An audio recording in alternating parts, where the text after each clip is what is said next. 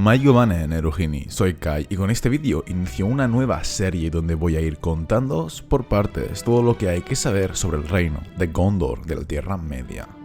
En este vídeo de hoy, el primero de la serie, voy a contaros su historia completa, desde su fundación hasta los últimos registros de la Cuarta Edad.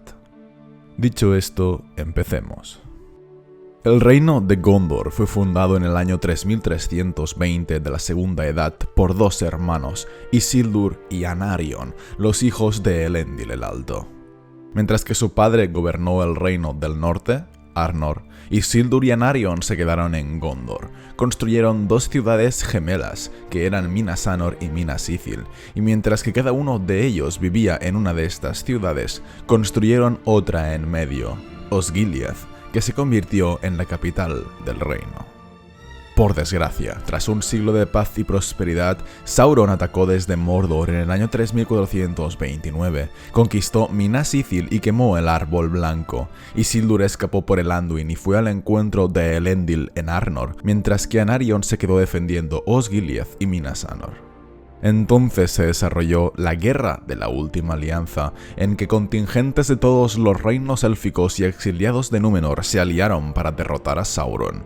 La guerra no pasó por Gondor, así que el reino no se vio afectado salvo por el hecho de que murieron muchos soldados, entre quienes estaba el propio Anarion.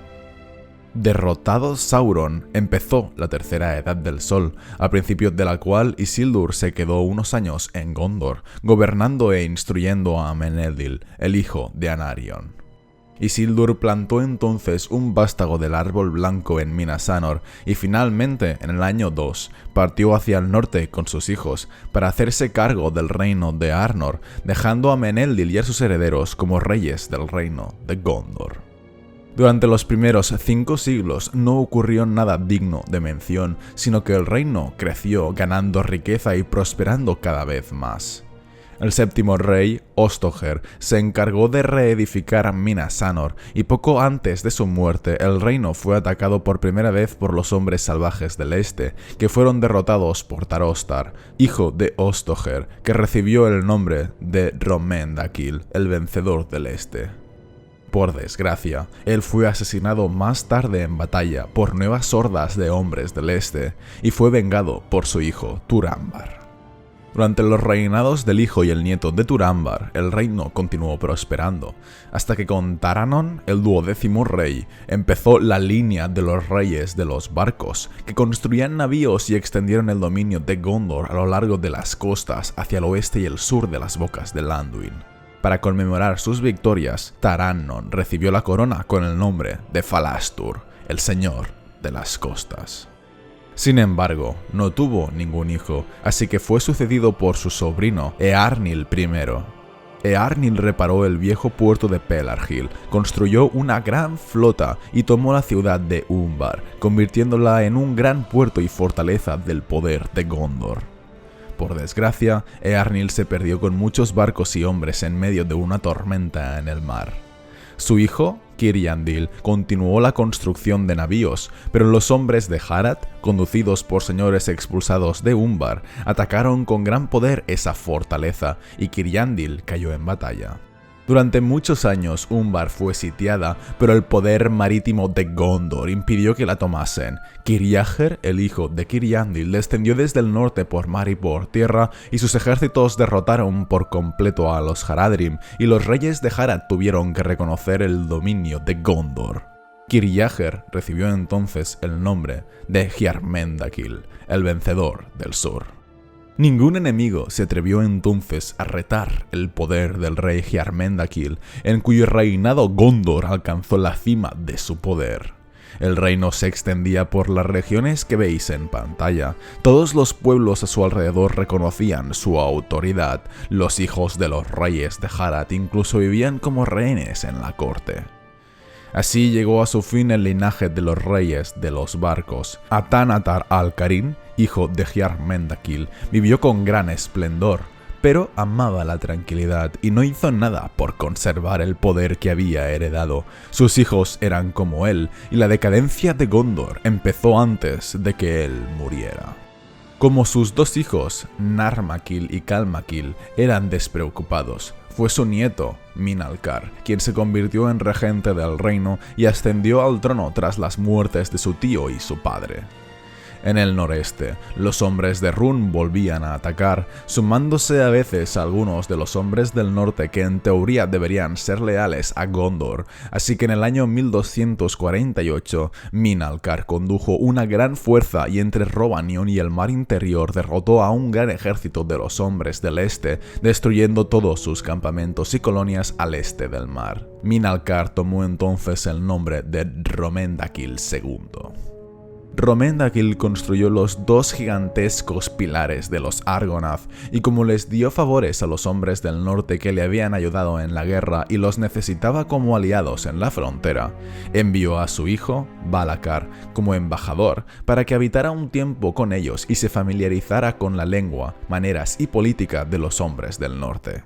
Pero Valacar excedió sobremanera los designios de su padre, pues llegó a amar a aquel pueblo y se casó con la hija de Vidugavia, el rey de los hombres del norte, y tuvieron un hijo. Ese matrimonio fue el que desencadenaría más tarde la guerra civil de Gondor. Pues era inaudito que un heredero de la corona se casara con alguien de una raza menor y extranjera, y las rebeliones empezaron cuando el rey Valacar se hizo viejo. Su reina había sido una bella y noble señora, pero de corta vida en comparación con los Dúnedain de Gondor, quienes temían que sus descendientes se le asemejaran y malograran la majestad de sus reyes. Además, no estaban dispuestos a aceptar como señor a un hijo de ella, que aunque se llamaba Eldacar, había nacido en un país extranjero y se había llamado Vinizaria, nombre del pueblo de su madre. Por tanto, cuando Eldacar sucedió a Valacar, hubo guerra en Gondor. Los confederados conducidos por los descendientes de los reyes se levantaron contra él y él los resistió en Osgiliath, donde fue sitiado, hasta que el hambre y las fuerzas enemigas lo hicieron salir, dejando la ciudad en llamas. Fue entonces cuando la torre de la bóveda de Osgiliath quedó destruida y la Palantir se perdió en las aguas. Pero aún así, Eldacar esquivó a sus enemigos y se refugió al norte en busca de sus parientes de Rhovanion.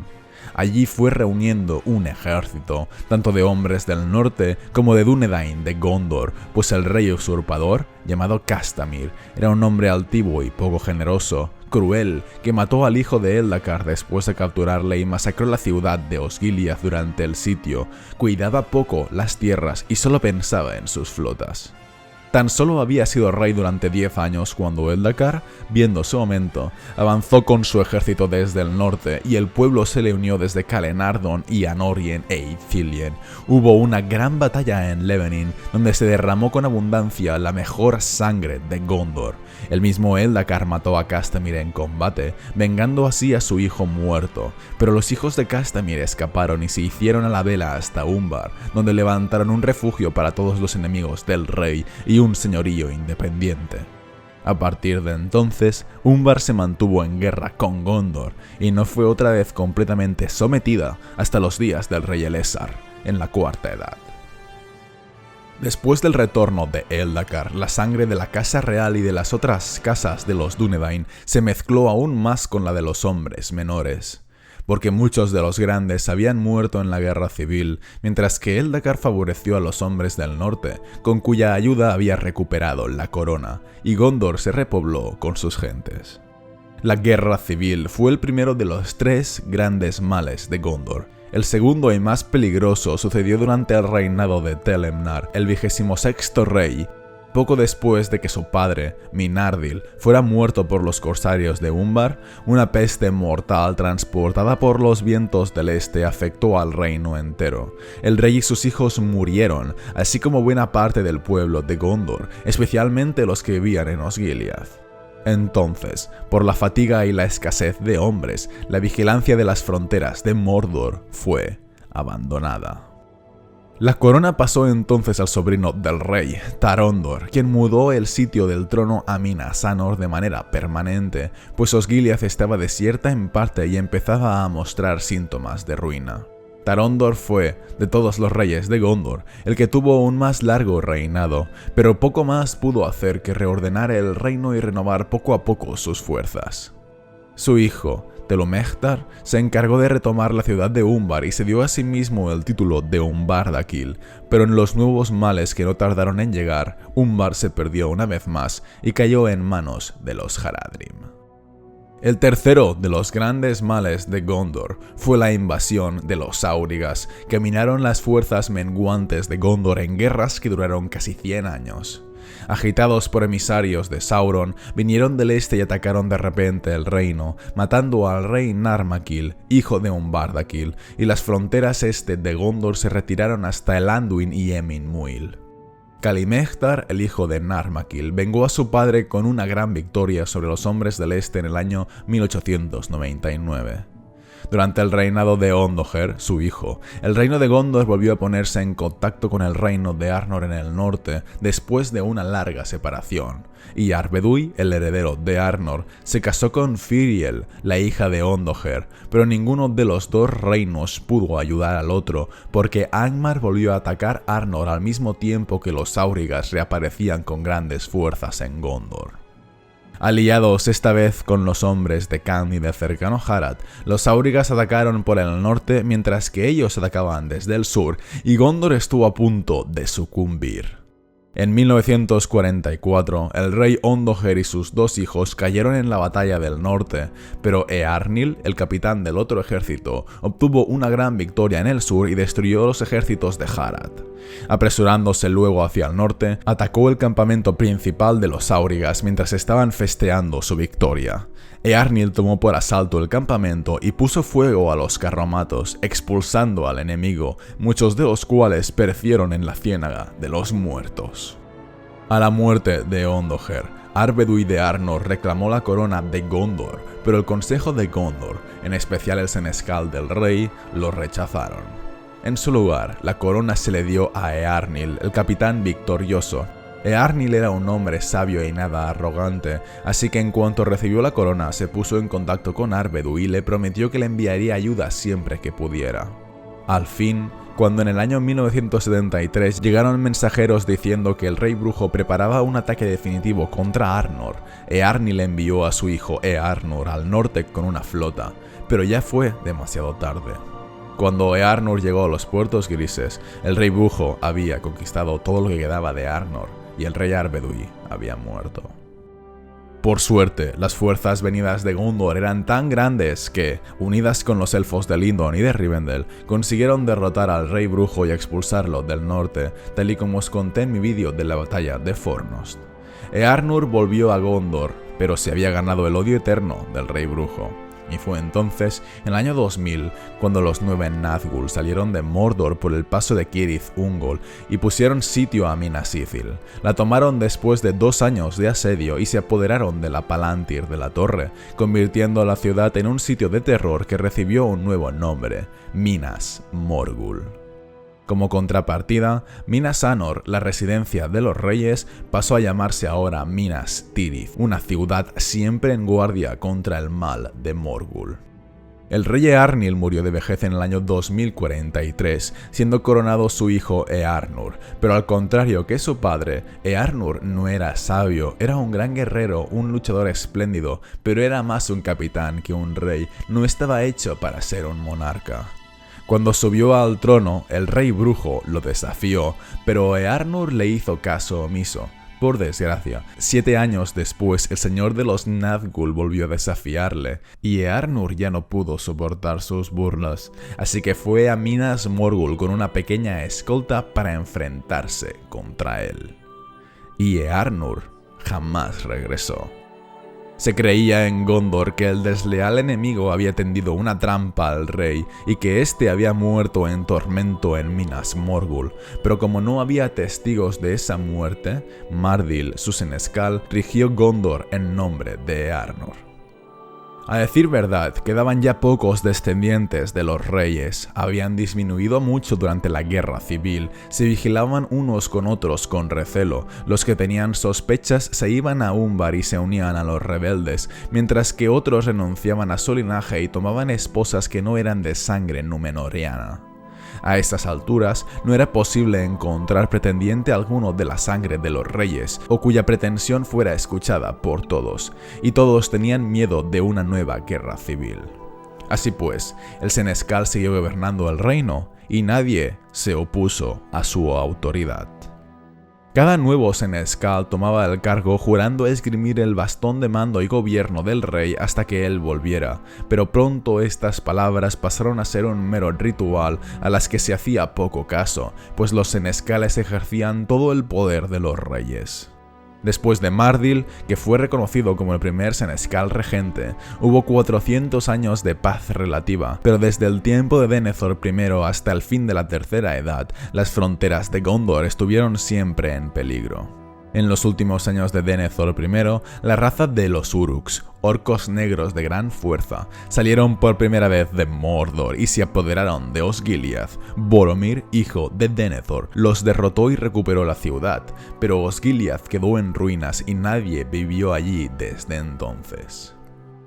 Boromir fue más tarde sucedido por su hijo, Cirion, que era cauteloso y precavido, pero el brazo de Gondor se había acortado y poco más pudo hacer que defender las fronteras mientras los enemigos atacaban sin parar.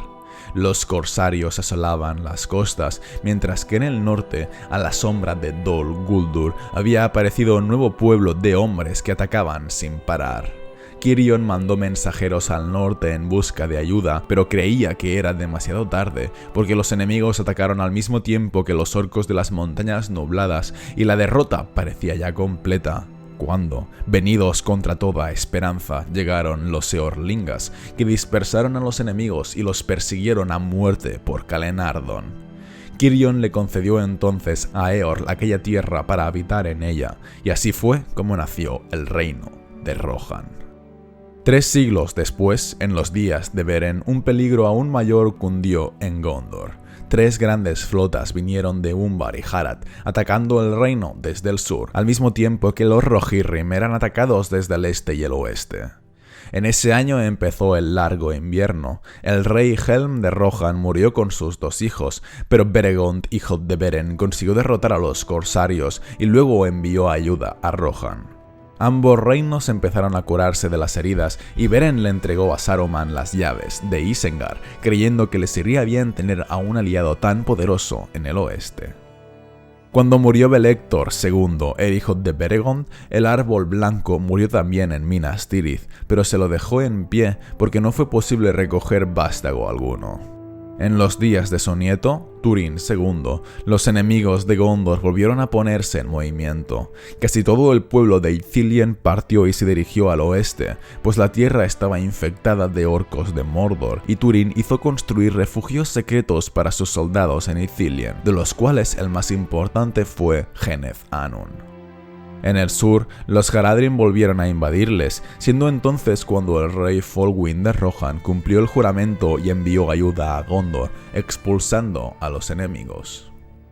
Turgon siguió a Túrin y al final de sus días fue cuando Sauron volvió a levantarse y manifestarse abiertamente en Mordor. Turgon fue sucedido por su hijo, Ecthelion II, quien, con el poco poder que le quedaba, empezó a fortalecer el reino contra los ataques de Mordor. En mucho de lo que hizo, tuvo la ayuda y el consejo de un gran capitán, Thorongil, que no era sino Aragorn disfrazado, quien se encargó de atacar Umbar con un pequeño grupo de hombres e incendiar gran parte de los barcos de los corsarios.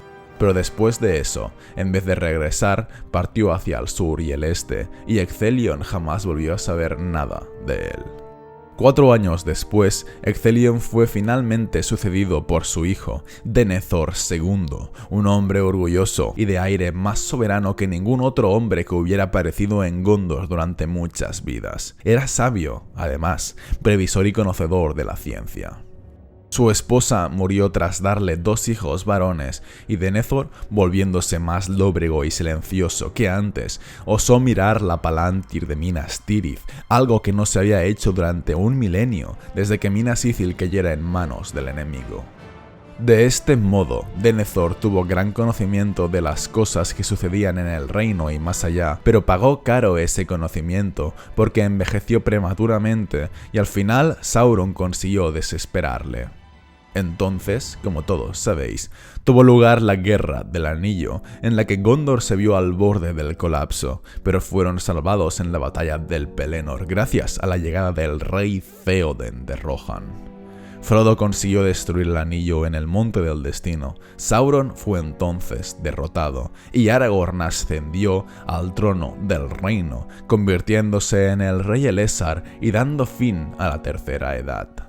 Al ascender al trono, el reino de Gondor, tal y como lo conocemos, llegó a su fin, porque Aragorn se encargó de levantar de nuevo el reino de Arnor en el norte, y unirlos ambos bajo el nombre del Reino Unificado de Arnor y Gondor, convirtiéndose a partir de entonces en un solo reino, regido por un solo rey, cuyos eventos históricos ya os los contaré en otro vídeo. Así que con esto termina lo que sería la historia completa de Gondor, uno de los reinos más longevos de toda la Tierra Media. Espero que este vídeo os haya gustado y lo hayáis entendido y nos vemos en el siguiente. Un saludo a todos, chicos.